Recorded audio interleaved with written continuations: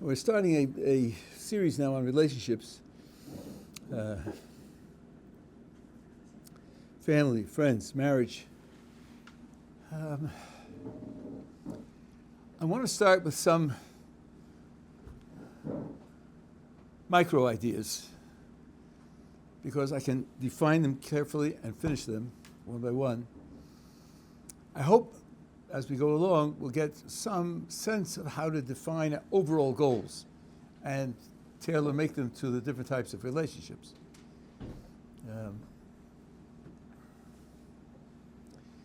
I want to start with some ideas that are useful in relationships generally. And I want to take difficult situations where there's tension and there's disagreement, and sometimes there's bad feeling. Certainly lack of mutual understanding. Often, in addition to lack of mutual understanding, there's lack of mutual appreciation.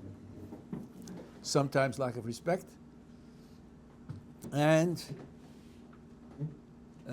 you're going to have interaction with a person with that kind of dynamic. How can you make it into the kind of interaction that you yourself would regard as a success?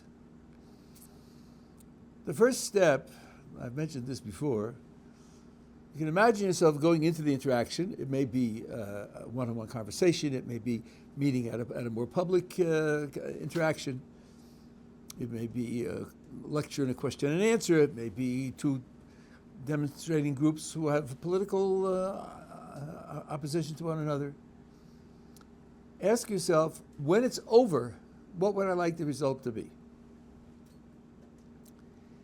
And I think if you ask yourself that question, you'll find in yourself a number of different elements, each of which is part of your personality, and they're not all consistent.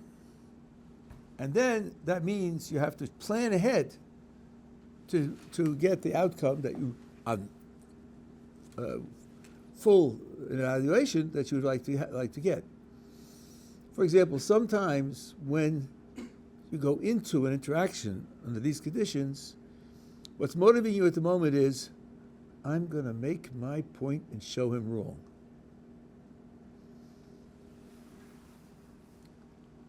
And you may even succeed and walk away with a sense of satisfaction. I really proved him wrong.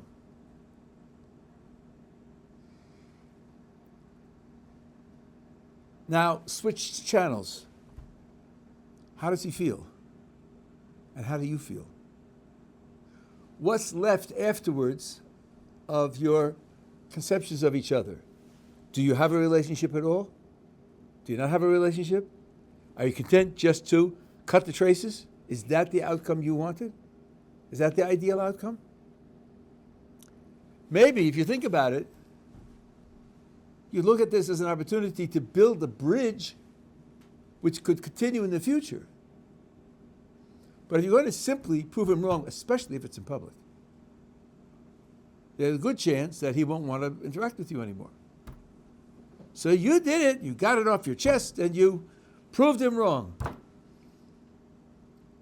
One recommendation is, by all means, do that at home in front of a mirror. Prove him wrong! No, talking to yourself.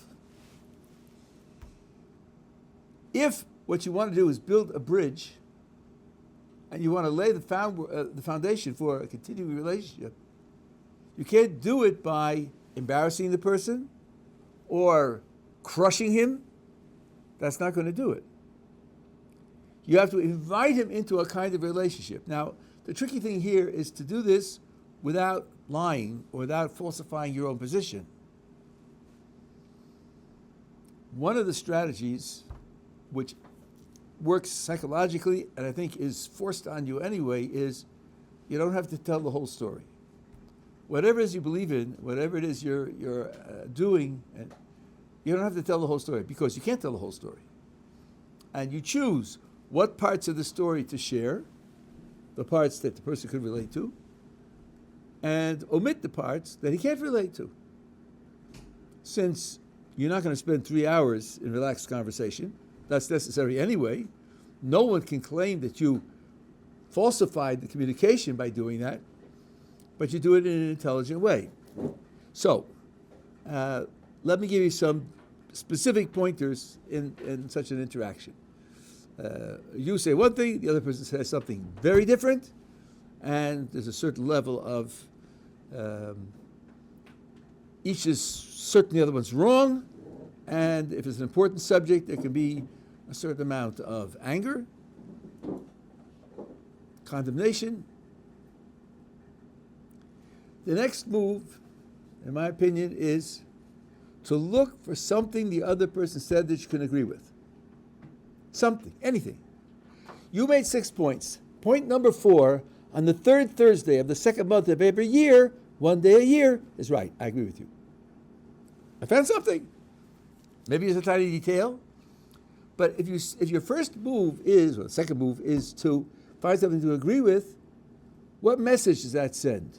The message is, I'm not out to get you. I'm not out to destroy you.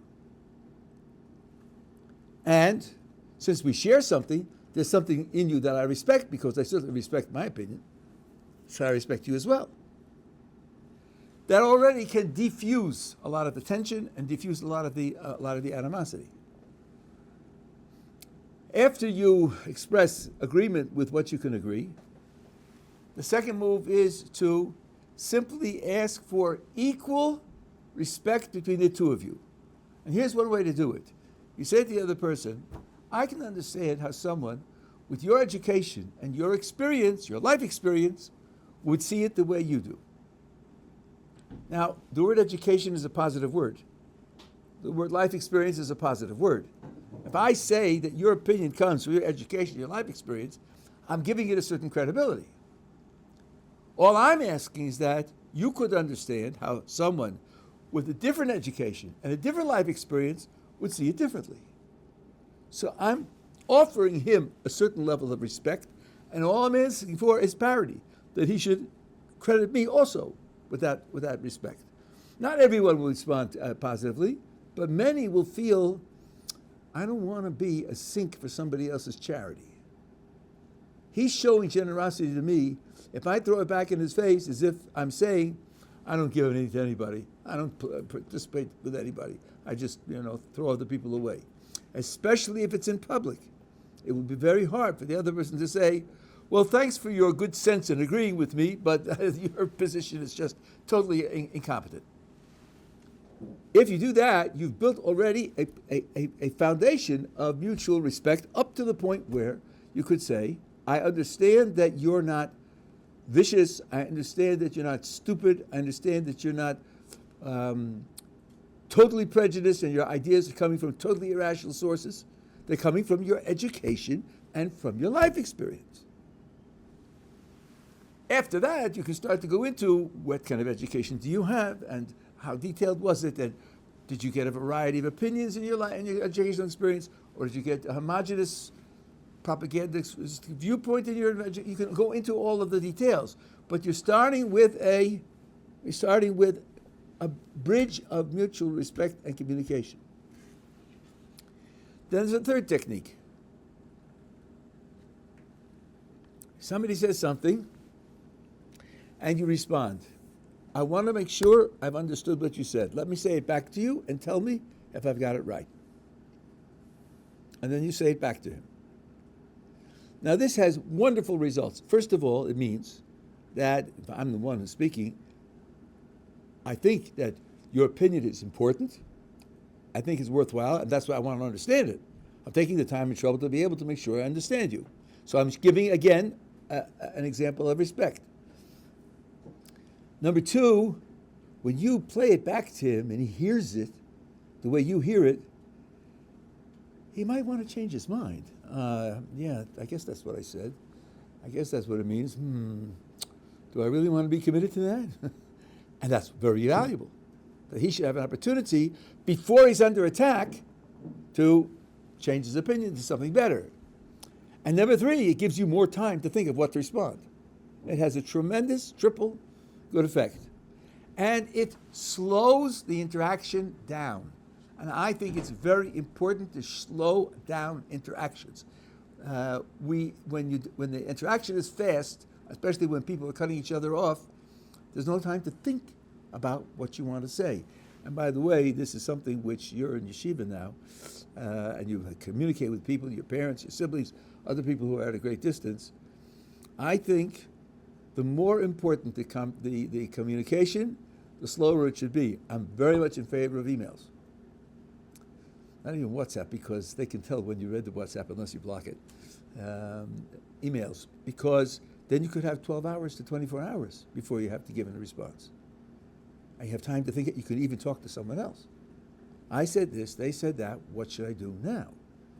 Instead of just firing back by instinct. If you're going to have the conversation on the telephone, you don't have that.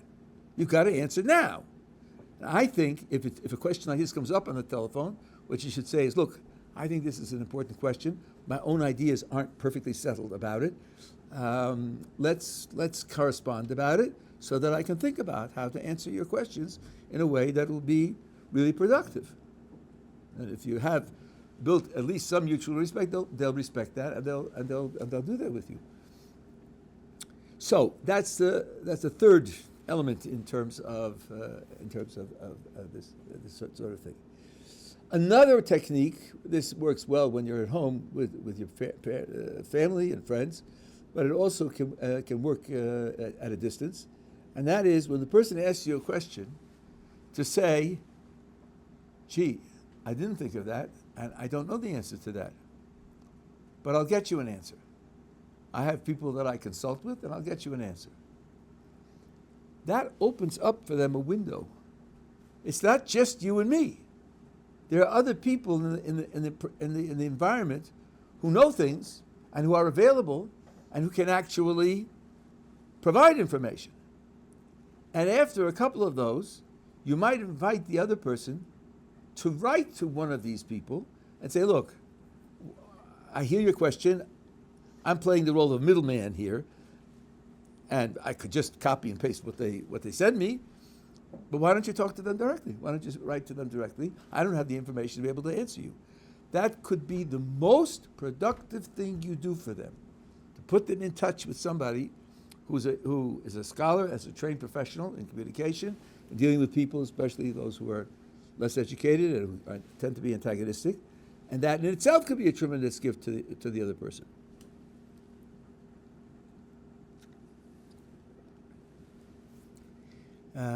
Here's a challenge that people get often. So you've found the truth. You've found the truth. Now, one part of your gut says, yes, I found the truth. But that's probably not the best answer to give. Because what follows from I found the truth is that if you disagree with me, you're wrong. And then that paints you as a fanatic, which you may very well be. But it won't do anything for continued communication and mutual respect to paint yourself that way. So you could say the following. You could say, listen, this is where I am now. This is what I'm exploring now. You know, you're not 46, you're 22. Isn't that the time when you should be exploring? Surely no reasonable person should say you shouldn't explore when you're 22. This is what I'm exploring at the present time. This is what catches my interest. This is what I'm striving to understand and trying to assimilate. And we'll see what the future holds. So instead of coming across as a fanatic, you come across as an explorer who's at the moment in this particular environment. And then let me just remind you that this is 100% true. Not everybody who's in your shoes at 22, at 24 is still inside the system. Some do turn their backs on it and go away. You can't be sure that in 2 years you'll still be where you are today. So it's not incorrect. You feel like it's so, and you feel like you're committed, but you don't know that. So it is an honest thing to say, which defuses the expectation that you're a closed-minded fanatic, and shows you to be really an explorer who's open-minded, which is exactly the self-portrait you want to project, and also it's the credit that you give to them when you say, I'm happy to share my ideas with you because I think of you as an intelligent person interested in the world, and in particular, interested in learning different points of view. And here's a point of view that might be of interest to you. And in order to verify that, you should show interest in their point of view also. When I first came here, the students talked to me about their relationships with their parents and other people. I asked to read their correspondence. Often the typical letter of the student to his parents was, we went to Kever Rachel, and that's the burial place of Rachel, our mother, and we prayed there, and we heard the history there, and it was wonderful. And then we met people from another yeshiva, and we shared experiences. It was wonderful. And this class, and that class, and that class. Love, Peter. What's wrong with that letter? It's all about the writer.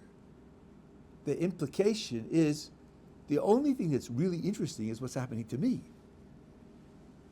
What's happening to them? They're living their old, boring, humdrum, meaningless lives. Why should I ask about that? Well, your parents aren't stupid. They'll figure that out. That from your point of view, you're the center of the universe, and only what's happening to you is worthwhile and interesting, and therefore that's all you're interested in talking about. So number one, it's certainly not respectful. And number two, it's not true. It's not true. I'm going to expand on this in a minute. And therefore, you should take interest in where they're at. They're your parents. Hopefully, you know something about what their hopes are, what their values are, what they believe in, and which ones are presently being supported by their environment and their friends, which ones are under attack, what kinds of tensions they're suffering, and to ask about their lives. When I first came here 43 years ago, there was a student here, I think he was from North Carolina, well-to-do family. He was going home for the summer, and he asked me how to handle interactions. I said, what does your father like to do? He said, he likes to play golf. I said, offer to play golf with him. Don't wait for him to offer and then grudgingly say, okay. Offer to play golf with him. He said, Rabbi, you spend 3 hours banging a ball with a stick into a hole. I mean, it's just crazy, you know. That's what you do in 3 hours? I mean, why should I do that? I said, trust me, do it. Came back in the fall. He said, I did it twice, and when I left home, my father said to me, I respect you. I said, weren't 2 games of golf worth those 3 words? Because the parent expects, when a child becomes religious, this is extremely important, what's going on in the parent's mind? What's going on in the parent's mind is my child is radically shifting the quality of his life. He must think that where he came from was worthless. What we gave him, sacrificed for him, and loved him is worthless. He's now found what's good, and we and all of us have no value. That's what he's expecting to hear. Well, don't fulfill that expectation. And if you show an interest in him and show an interest in participating in what he does, that by action, let alone by word, that by action shows that you're not turning your back on what they, your parents, are. And then the extension of that, which is much of this, I must say, I learned from my first Rebbe, so this was something she taught me straight out. She said, a wonderful tool here is gratitude. And in this case, the gratitude is true. You can say to your parents, you know, you brought me up and you exposed me to and trained me in certain values. And you can mention them. And you can say, I've found that in my Jewish observance, in my Jewish attachment, a way to implement the values that you taught me. You taught me to be honest. You taught me to be responsible. You taught me to care about other people. You taught me to be idealistic. You taught me to be creative. I find all of these things that you taught me, that you instilled in me, supported and realized in this form of life that I'm experimenting with. I'm very grateful to you for having provided me with this kind of foundation with which I can make progress in this investigation. It's very difficult to fight with gratitude, and it's 100% true when you find things in Yiddishkeit that resonate, where does the resonating come from? It comes from deep inside you, something that's there and that's a deep part of you. And when that resonates, you feel, wow, and then I have a home here. I have a place here. Those things are almost always very strongly affected by the input that your parents put into you. So far from their fear that you're going to simply abandon them because you think that what they gave you is worthless, that's why you have to change the style of your life. What you're saying to them is, there's a change in modes of expression.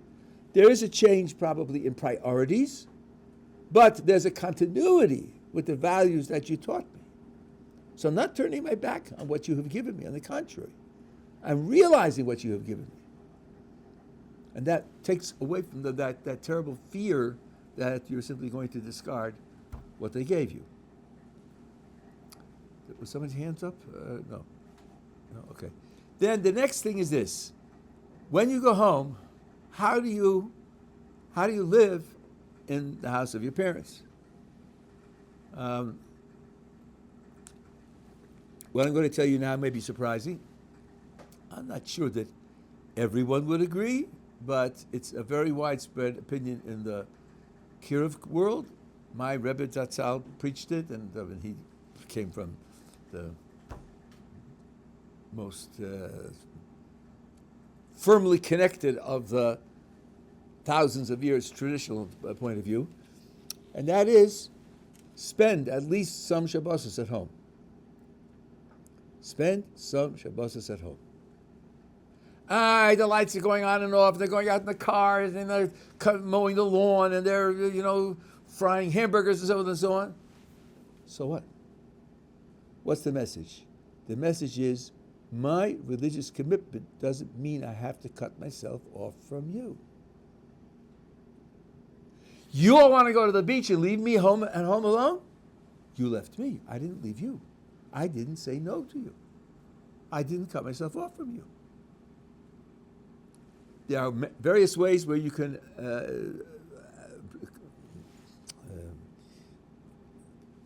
define your activities in such a way that you don't have to break Shabbos.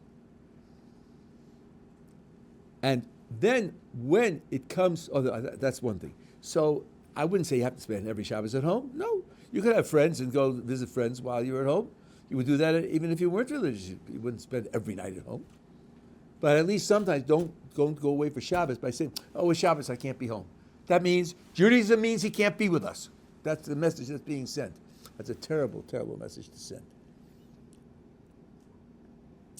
And just like I said with respect to the golf games with the boy's father, look for activities that you can do together with the family. First of all, what you're expressing is, I want to be together with you. And I want to do things together with you. I love you and I want to spend time with you. And I enjoy being with you. Look for kosher activities with which you can do that. If you do that and you're successful, then when an activity is proposed and it's not kosher, you have credibility when you say, this I can't join you with. I wish you well. I hope that you enjoy it. But I can't join you with this activity. I'm not able to do it. It's not now an attack on them and a disconnect from them, because you yourself suggested activities and you actually carried them out with them. So you're not disconnecting. This something comes from something where there isn't flexibility in the system. It will hurt them, there's no question, but it won't hurt nearly as much when you've preceded it with the bridging of offering activities together with them. And then, how do you respond to what people are most likely going to ask us? Like, you found the truth. What about my truth? You found the truth. What about the truth of countless other religions? How come yours is superior? Did you come in late now? A little bit, but I was going to. Because I mentioned that. To say I'm just exploring. That's right. That would be the same response. Yeah, that's right. That's right. Don't take the bait for that. So that's not lying, I guess, because we are exploring. Number one, and as I said, there are people who come to the yeshiva and they spend a year here and then they walk out, and a couple of years later they've left it. So it really is exploring. You may not feel like an explorer, and you may have hopes and dreams that this is your life, and I hope you do. But on the other hand, the fact is that not everybody stays in. So if looked at from the outside, it's a correct thing to say that you are exploring. You're exploring in depth. People who take their trips to the Far East, especially in this country, after you finish the army, they're not planning to live in rural India, but they can spend 6 months, 8 months, a year there because they want to explore that in depth, or climbing mountains in South America or whatever it is. They're planning to get back to Israel. They're going to live here, but they want time to explore something. Right? So it's quite natural, quite normal to want to have time to explore something. Yeah. Thank you, Rav, for giving angles for good Abayim. I would like to ask about siblings. About what? Siblings. Siblings. What the Shofar said about it, if the Rav can say anything how to treat, if there's some... So I'm coming to that. I'll do a little short introduction, then maybe you'll ask more specifically. Now, here's a technique that many Baalei Tshuva use. He just happened to forget his book about tzitzis on the coffee table. It should be, he should have put it in the room, but he just forgot it. And actually, he left it open to the page, which, if they read that page, then they're going to be in. Yes, this is what I... They're not stupid. They understand that. They're expecting you to be a fanatic, to come home and convert the family. Don't let that expectation be fulfilled. Don't do that. You should comport yourself with dignity, a sense of happiness, a sense of satisfaction, and without the defensiveness, I got to make you like me, because if you aren't like me, then I'm under pressure because not everybody's like me, and then I myself am doubtful that I'm really right, and so forth and so on. Just be satisfied, content, and reasonably happy, and leave it at that. They'll notice how you are, and they'll put two and two together. He spent a year in yeshiva. This is how he is. Well, must have been a reasonably positive experience. He looks good. He looks good. So don't, you asked about challah. Challah is made like this, and there was challah in the temple, and there were 10 of them, 12 of them, and they were switching on Shabas, and the Kohanim had to, you can give a 2-hour lecture on challah. Another thing that my first Rebbe said to me, this is very important with children, but it's important in these kinds of contexts as well. Always make sure that the other person controls the dialogue. The other person is in charge of the dialogue. And how do you do that? When they ask you a question, give the shortest true answer that you can, and stop. Don't use it as an excuse to give them a 5-minute lecture, even a 5-minute lecture. Give the shortest answer and stop, and wait for them to ask a follow-up question. If they're still interested, and if they're not defensive, they'll ask a follow-up question. Let them control the development of the discussion. This is especially important with respect to children. I'll give you 2 examples, which happened to me, where I got it wrong. My wife had to correct me. We were driving in the car. We went past the cemetery. And one of the children asked, why are there all those stones in that field? So I said, they collect stones there. So my wife gave me a kick, and she said, when people die, that's where they go. She didn't say, we dig a hole, and we put the body in the hole, we cover it up with dirt, and it's inside a box, and and it disintegrates. No. What she said is absolutely true. Now, if the child feels comfortable asking for more, the child will ask for more, and if not, leave it there. We were driving in December, and a lot of cars had trees attached to them. Trees attached to the cars, So the kids asking why they have those trees in the car. I said, because they're collecting trees. My wife gave me another kick. And she said, they have a holiday at this time of year, and they use trees in the holiday. That's all. Not Santa Claus coming down the chimney and comes in, and it's a myth. And then, when he has a tasseled hat and reindeer. No. They have a holiday, and they use the trees for the holiday. That's absolutely true. And if the child feels comfortable or interested in asking for more, let the child control the conversation. Let the other adult control the conversation. Because the minute you go on and you say more than is expected, and they have to digest information that they weren't asking for, and they're under pressure, they feel it's out of control. And that's a very bad feeling to have. So give them the control of the conversation. Yeah. Is it possible for a child to want the conversation to continue, but he doesn't know how to ask? That's an interesting question. I guess it might depend upon the age of the child. A 7-year-old could say, "Tell me more." He could say that. It could happen. I think it could happen. Maybe, you look at the child. If the child turns to play with the bicycle, then it's over. If the child's still sitting there and has a puzzled look on his face and doesn't say anything else and doesn't break the contact, you could say, "Would you like to hear more?" You could ask him, but let him be the one who says yes. Let him be the one who invites it, so that he can feel that feels in control of the interaction. This is general. This is very common that you want the other person. I wouldn't say it's universal, but in these touchy topics, these sensitive topics, I think it's really very important. The person shouldn't feel out of control when these subjects are being discussed. Yeah. What about when the person is not very conversational? Sometimes there are people who, they'll ask a question, you'll give them the answer, and they just stop. Like that to them is the end of the conversation. So again, it might not be. Because of his question, I'm thinking now, maybe there's something here that I didn't really appreciate before. He asks a question, you give an answer. Now, what happens next? He could turn and go on to some other activity. He could bring up another subject. If he just sits there quietly, well, he hasn't broken off the contact, and he hasn't changed the subject. So then he could inquire, "Would you like to hear more, or should we go on to something else?" But that leaves it up to him what's going to happen. That's an interesting thought. I didn't think of that, but I think that's right. Okay, so that's when you're having an interaction with parents or so. Now, when you talk about siblings, so I'm just going to remind you of your own childhood experiences. Let's suppose we're talking about an older brother, and you have all this wonderful material and you want to share it with him. You're 21 and he's 25.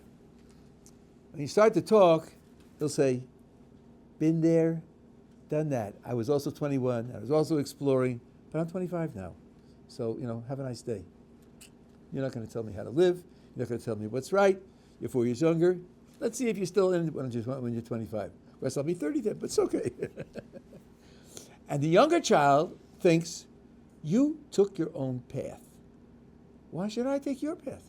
Why shouldn't I also take my own path?" They don't want to hear from you.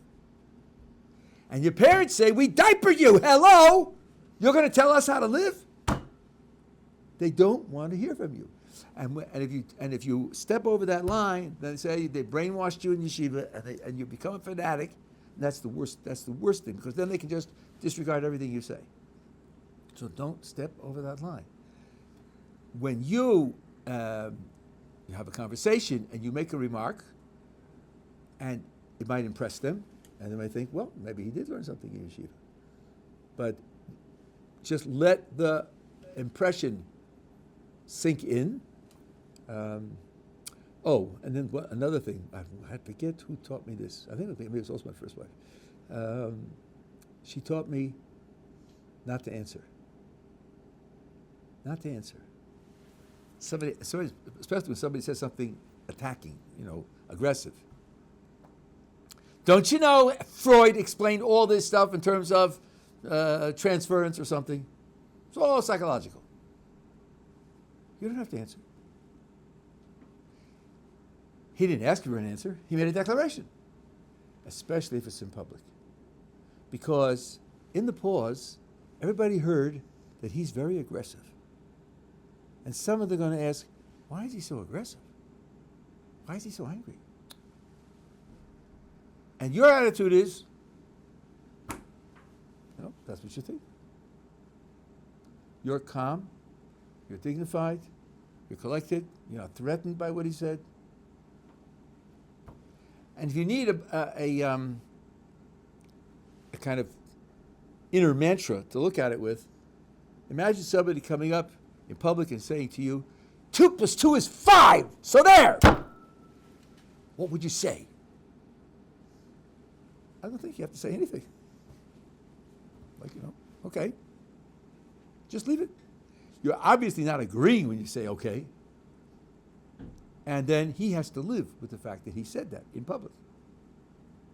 And I know this works because my father, with whom I had many discussions, and he was temperamentally very offended by what I was doing. Though he supported me, but he was temperamentally very offended. At one point, he took me aside and he said, "Don't think I haven't noticed how powerful it is when you don't answer." He told me that. Because, especially in public, if he makes an attack and you attack back, then it's the two of them are fighting. Well, probably there's some truth on that side, some truth on that side. Nobody's perfect, and they divide it up between.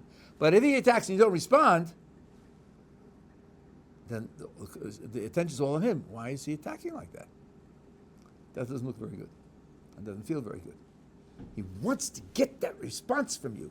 Don't give it to him. Don't give it to him. If he says, "What do you say?" I say, I don't know. Just leave it. Yeah. What about the reasoning part and the quality of each side gives answers? What of answers each side gives? I'm not understanding you. And so, what about the logical ingredient in the answers and the quality of the answers? Obviously, especially when we speak in public, would that be better than just not giving an answer? Oh, it depends. It depends. I'll tell you, it depends a lot. It depends a lot. For example, I was once, this was at Ohr Somayach in Muncie, I gave a shir on why innocent people suffer. And someone got up and said, "My father went through the Holocaust, and he told me all about it. And you can't tell me that there's a God, and the God cares, and the God is in control, and so forth and so on. I know it's not true because of what happened in the Holocaust." And there were maybe 100 people there. What am I going to say to convince him? Nothing. So I said to him, "I don't know if I have anything to say that will change your mind. But 2,000 years ago, the second temple was destroyed by the Romans. And some people said the Romans are so powerful and they're so intelligent, they have a worldwide empire, they've got to be right. And they gave up Yiddishkeit. They gave it up. And other people said, no, even though they destroyed the temple, we're right and they aren't. You're sitting here as a Jew today because of the ones who didn't give up. What do you want us to do today? Give up?" So I changed the subject entirely. And I'll tell you another example that happened to me also. Similar thing and in those days I used to give out an outline when I gave a shir. This was a lecture to, again, about, let's say, 100 people. And he got up and he said, "You can't tell me, Holocaust, etc., etc." He stood up and he was holding my outline in his hands. I don't know, Kadosh Baruch Hu gave me something which I wasn't prepared for. I said to him, "I'll answer you. Do me a favor, Flo. Put down my outline." So he put it down on the chair.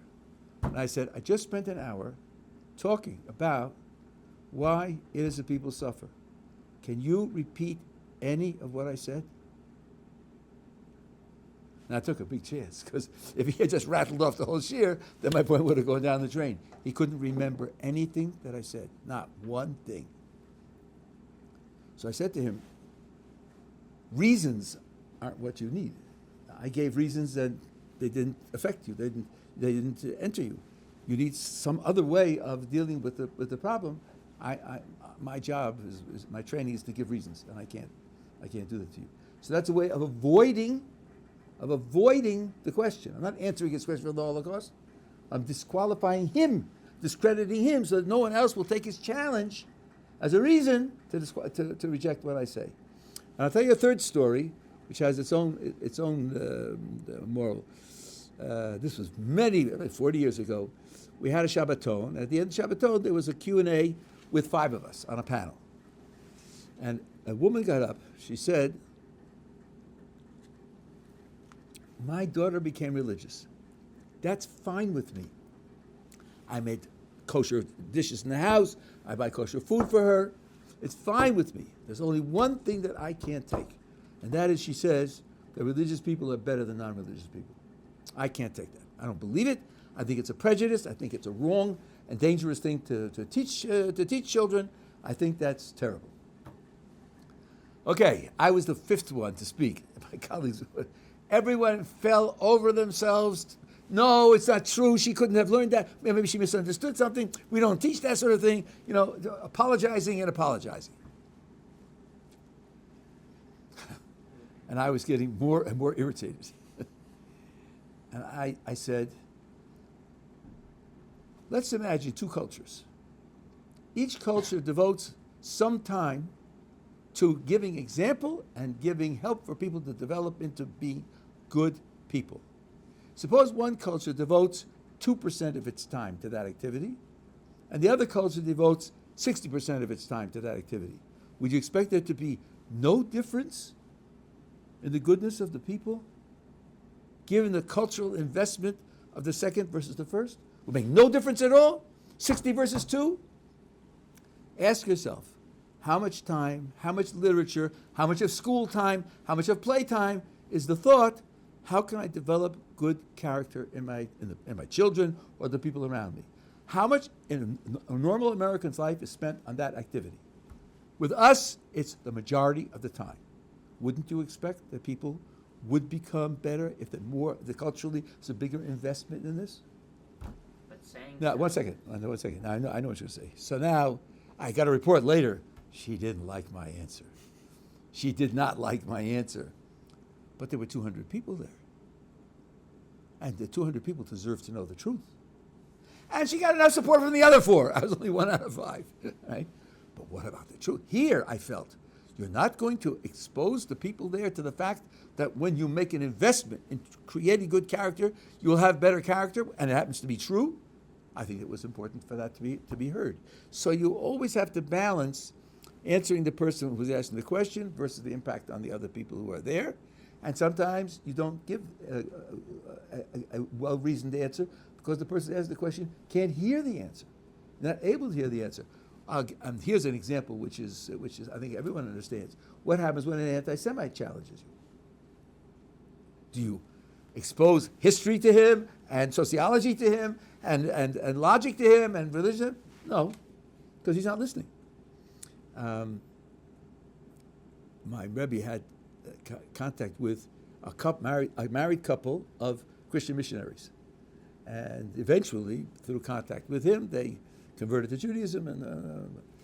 And they told him, they were given texts, how to speak to people, and the text is a dialogue, and you memorize it. And when he says X, and you find, X, so the answer is Y. Z, the answer is W. The answer is P, wait a second, P, that one's over there. So P, then the answer is Q. They're just repeating the things that they have in their stored texts. That's all. They're not listening to you at all. They're not listening. The next thing you say is a trigger for the answer over there. So they're not online. Don't bother. Don't bother. They don't care about what you think. By the way, another friend of mine found a book for missionaries and had information about what to say to Jews in particular. And the subject of one chapter was, if you walk into a Jewish home and there are Hebrew books on the shelf, don't use the material in this chapter. Ad kedei kach. Don't use the material in this chapter because they'll know better than that. And I'll tell you an experience that I had. When I was here, now this may shock you, I was here in 1964 in Yeshiva for a year, Merkaz Rav Kook. I went home, and I shipped a lot of books home. And I was in an apartment in Brookline, and there was a knock on the door, summer day. Someone was standing there in a hat, in a suit, a tie, with a briefcase, and he said, "Could I talk to you for a bit?" Well, I had a mezuzah at my door, so I knew exactly what it was. He was a missionary. So my first thought was, what am I going to talk to these people for? They're missionaries. He saw my reluctance. He says, "Wait a minute, let me show you something." He opens the briefcase and he takes out a mikros gedolos. How many of you know what that is? A mikros gedolos. And he opens it up and he shows me he can read. He can even read Rashi script, a non-Jew. So I thought, wait a minute, this guy's serious. So, I can't just turn him away. I have to talk to him. So I invited him. Maybe I made a mistake, but anyway, I invited him in, and he started going through the proofs of Christianity from the Tanakh. I hadn't heard any of them. I wasn't trained.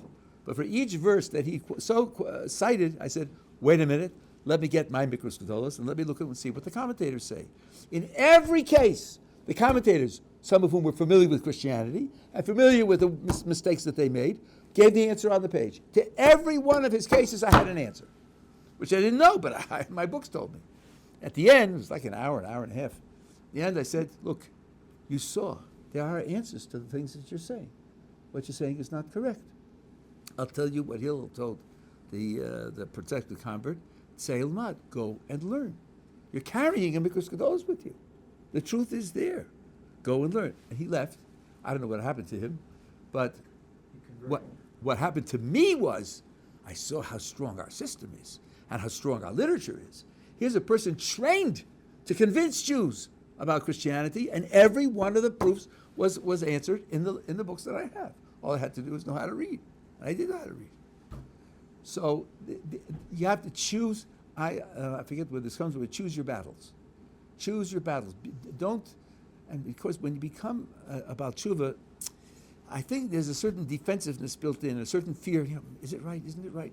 Maybe it's not right. And being surrounded by people who disagree with you, you feel under pressure, and you want to do something about it. You have to learn to live with that pressure, or to take tranquilizers. I don't know, and not give into it. You don't have to fight every battle. You don't have to convince every person, and the projection of, I know who I am, I know what I've been taught, I know what my alternatives and possibilities are, and this is where I'm situated, without the need to defend yourself against somebody else.